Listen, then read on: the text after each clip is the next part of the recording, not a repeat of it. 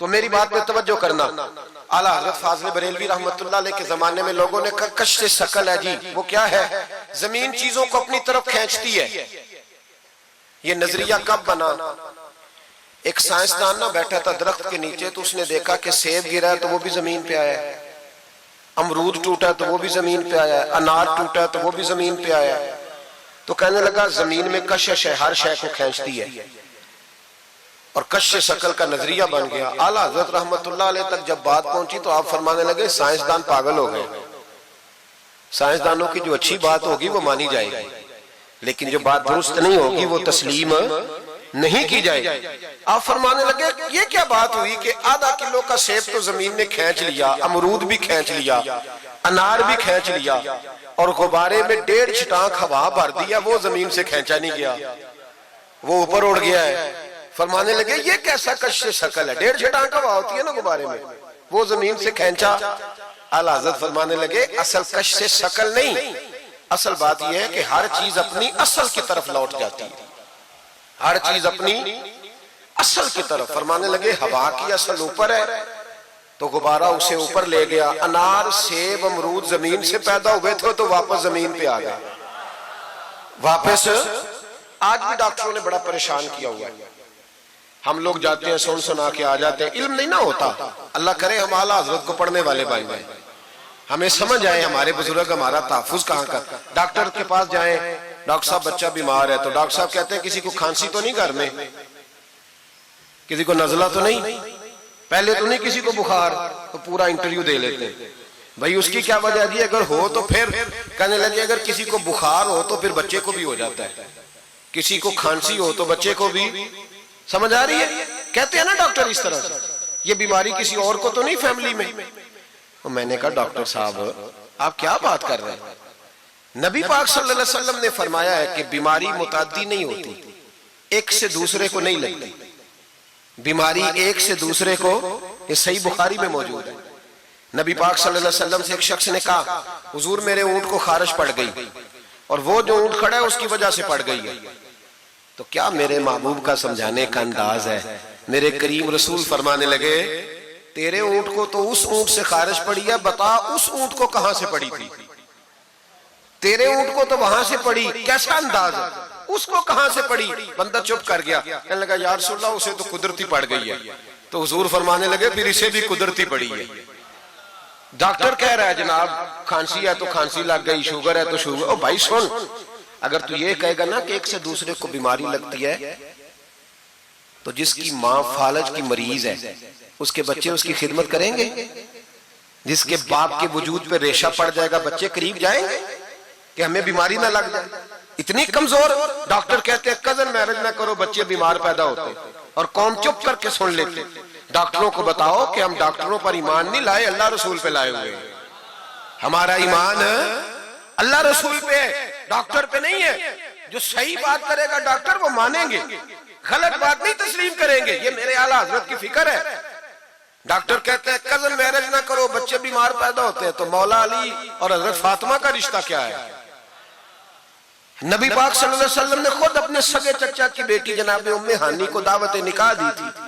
Cousin marriage میں کوئی مسئلہ ہوتا تو حضور یہ کام کرتے تھے؟ کزن میرج ہو تو بچے بیمار پیدا نہیں ہوتے، کزن میرج ہو تو بچے حسن اور حسین جیسے پیدا ہوتے۔ اس طرح کے نونہال اللہ تعالیٰ عطا کرتا ہے، ان کے طریقوں پر چلنے والے پیدا ہوتے ہیں۔ خدا کا خوف کرو۔ آپ جیسے ایک میں راول پنڈی میں تھا تو ایک بچہ کہنے لگا جی مسواک کے سائنسی فائدے بیان کر دیں، مسواک کے۔ تو میں نے کہا بیٹے سائنس اگر کہہ بھی دینا مسواک نہیں کرنی چاہیے تو ہم نے پھر بھی کرنی ہے، ساری سائنس کہے نہ کرو تو ہم پھر بھی مسواک، اس لیے کہ مسواک کرنا میرے مصطفیٰ کا طریقہ ہے صلی اللہ۔ اعلیٰ حضرت نے عقیدہ توحید مضبوط کیا۔ ایک اور چکر ہے بابا جی کا، بابا جی سرکار جو ایک مہینہ نہ نہائے وہ چھوٹا بابا، اور جو 6 مہینے غسل نہ کرے وہ بڑا بابا۔ بابا جی کو نماز نہیں سیدھی آتی اور بابا جی سرکار بنے ہوئے، حال ہی کوئی نہیں، جو اللہ کے کھاتے پڑھ گئے۔ اور بابا قسمت کا حال بتا رہا ہے، دروازے پہ روٹیاں مانگنے آتے ہیں، قسمت کا حال بتاتے ہیں، اپنی اتنی خراب ہے کہ مانگتے پھر رہے۔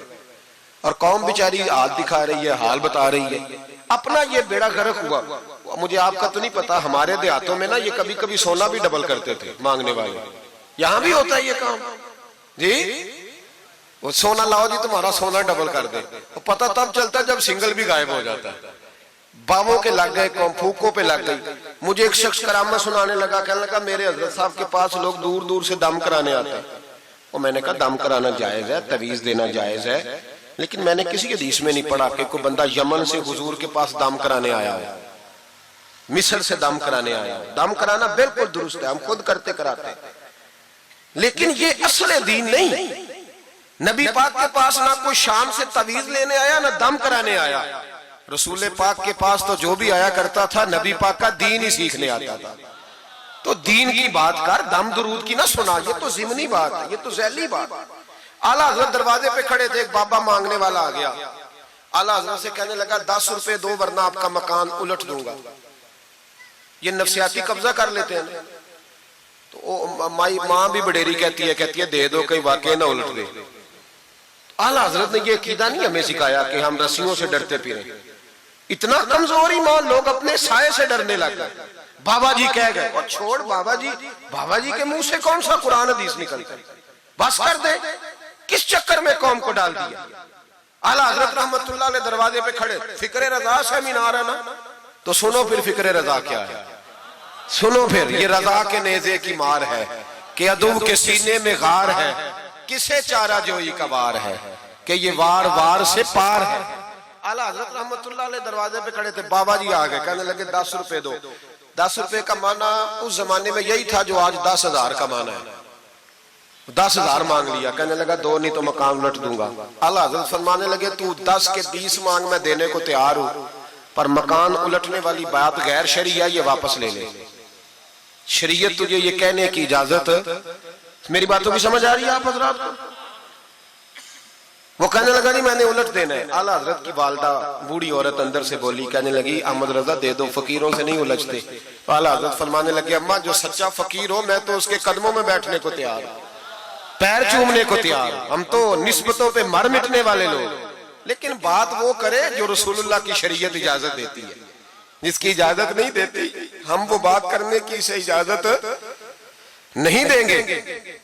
اس نے کہا جی میں نے الٹ دینا ہے۔ اتنی بات ہوئی تو اعلیٰ حضرت کے جو شہزادے تھے نا چھوٹے، مفتی اعظم ہند مولانا مصطفیٰ رضا خان صاحب، وہ مکان کی دوسری چھت پر، ڈبل سٹوری مکان تھا تو اوپر والی چھت پہ کھیل رہے تھے، ان کا پیر پھسلا، وہ گردن کے بال اندر گر گئے، اندر سے شور اٹھ گیا، بچہ گر گیا، بچہ، وہ فقیر بھی سیدھا ہو گیا، دیکھا نہ نہیں نہ پیسے دیے، تو شہزادے گردن کے بال گرے اوپر والی منزل سے۔ لیکن سنیوں کدھر کھو گئے میں اور آپ؟ میرے اعلیٰ حضرت کا عقیدہ سنو، فاضل بریلوی اندر نہیں گئے، حالانکہ حضور علیہ السلام کا فرمان موجود ہے کہ اولاد آدمی کو بزدل کر دیتی ہے، اولاد کے ہاتھوں بندہ کمزور ہو جاتا ہے، اندر نہیں گئے، وہیں کھڑے رہ کے کہنے لگے اماں میرا ایک بیٹا ہے، میرا 1000 بھی ہو تو میں سارا نبی پاک کی شریعت پہ قربان کر دوں گا، لیکن کسی باوے کی میں غلط بات ماننے کو تیار ہے۔ اعلیٰ حضرت کی زبان سے یہ لفظ نکلے تو صاحبزادے اٹھ کے دوڑے آئے، کہنے لگے ابا جی ذرا ادھر تو دیکھیں، میں دوسری منزل سے گرا ہوں پر مجھے خراش بھی کوئی نہیں آئی، مجھے خراش بھی کوئی نہیں آئی، دیکھیں میرے کپڑوں کو مٹی بھی نہیں لگی۔ آپ کے 2-3 مرید کھڑے تھے، کہنے لگے حضور یہ آپ کی کرامت ہے۔ آپ فرمانے لگے میری کرامت نہیں، یہ میرا عقیدہ توحید ہے، یہ میرے رب پر ایمان ہے، خراش نہیں آئی۔ اب اس فقیر کو فرمانے لگے اعلیٰ حضرت کہ تو کہتا تھا مکان الٹ دوں گا، چل الٹ نہ پھر 10 روپے نہیں لینے، الٹ۔ چپ کر گیا تو اعلیٰ حضرت، لوگ کہتے ہیں مولوی صاحب کے پاس کیا ہے؟ جس کے سینے میں رسول اللہ کا دین ہے اس کے پاس کچھ نہیں تو پھر کسی کے پاس بھی کچھ نہیں۔ ہاں ذمہ داری سے کہہ رہا ہوں، کسی کے پاس کچھ نہیں۔ اگر جس کے سینے میں قرآن و سنت کا نور ہے اگر اس کے پاس ہی کچھ نہیں۔ سنو، اعلیٰ حضرت نے اپنا جوتا الٹ دیا، فرمانے لگے اگر طاقت ہے تو میرا جوتا سیدھا کر کے دکھا۔ تو مکان الٹنے کی بات کرتا ہے نا، پنجابی کا ایک شعر ہے، آپ کی سمجھ میں آ گیا تو ٹھیک ہے، نہ آیا پھر بھی ٹھیک ہے۔ وہ ایک پنجابی کے درویش کہا کرتے تھے ایک سٹھ تے پکھڑا کوار گندل، اسی اور بھی بوٹیاں جاننے ہیں۔ پتہ ہے ہمیں سارے گروہوں کا ہے، چلو کرامت نہ دکھائیں تو بات الگ ہے، پر خبر ہمیں ہے۔ فرمایا چلو سیدھا کرو، اس نے پورا زور لگایا پر جوتا سیدھا، پسینے آ گئے تو کہنے لگا جی میں معافی مانگتا ہوں، آج کے بعد ایسی بات نہیں کروں گا۔ اعلیٰ حضرت ولی تھے تو ولی سخی ہوتا ہے، جیب سے ہاتھ نکالے فرمایا تو 10 مانگتا تھا، اللہ 20 لے کے جا، لیکن غیر شرعی بات خدا را بس کرو۔ جو ہمیں ہمارے بزرگوں نے نظریات دیے ان پر قائم رہو۔